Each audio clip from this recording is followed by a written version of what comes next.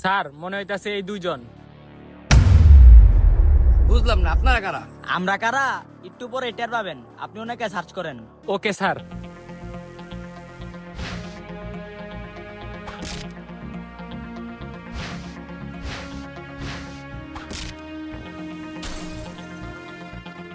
Sir পাইছি sir. টাকাগুলো ভালো করে চেক করেন তো।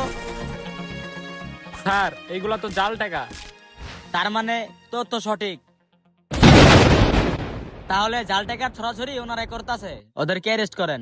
স্যার আপনারা ভুল বুঝতেছেন, জাল টাকার কারবার আমরা করি না। জাল টাকার কারবার তোমরা করো না, না? জায়গা মতন গেলে সবকিছুই বাড়াইবো। স্যার মাফ করে দেন স্যার, এমন ভুল আমার আর কোনোদিন হইব না স্যার। মাফ করতে পারি, তোর সাথে কি কি আছে বাইর কর। স্যার এই যে কিছু টাকা আর মোবাইলটা আছে, চাইরা দেন স্যার। সোজা পাশে যাবি, ডানে বাবা তাকাবি না। নেক্সট টাইমে তোকে যেন এগুলা কাজ করতে না দেখি। সোজা ধর দিবি, পিছনে তাকাবি না। ওই বেটা দৌড় দে, পিছে তাকাইস না। কি ব্যাপার, আপনারা এইভাবে দৌড়াইতেছেন কেন? আরে ভাই বললেন না, আমাদের ওখানে পুলিশ অফিসার ধরে সব রাইখা দিছে। কি ব্যাপার, আজকে আমাদের থানা থেকে কেউ ড্রাইভে নামছে? না তো স্যার, আমাদের থানা থেকে আজকে কেউ বাইরে নেই।